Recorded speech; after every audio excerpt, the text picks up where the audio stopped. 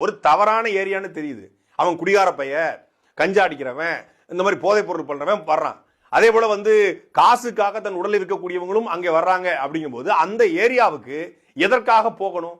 அப்ப எல்லா தனிநபருக்கும் காவல்துறை இங்க பாதுகாப்பையோ அரசு இங்க பாதுகாப்பையோ கொடுக்க முடியாதுங்கிற யதார்த்தம். ஒரு கல்லூரிக்குள்ள நுழைஞ்சி ஒரு ஆண் நண்பரோட பேசிட்டு இருக்கும் போது யானசேகரம் பண்ண சம்பவம் வேற.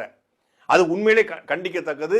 அது கொடுமையானது. இங்கே இந்த பெண்ணை பாலியல் துன்புறுத்தியது, வன்கொடுமை செய்தது கண்டிக்கத்தக்கது. ஆனா அந்த இடத்துல போய் காரை நிப்பாட்டி அவனுக்கான வாய்ப்பை வழங்கியது யாரு?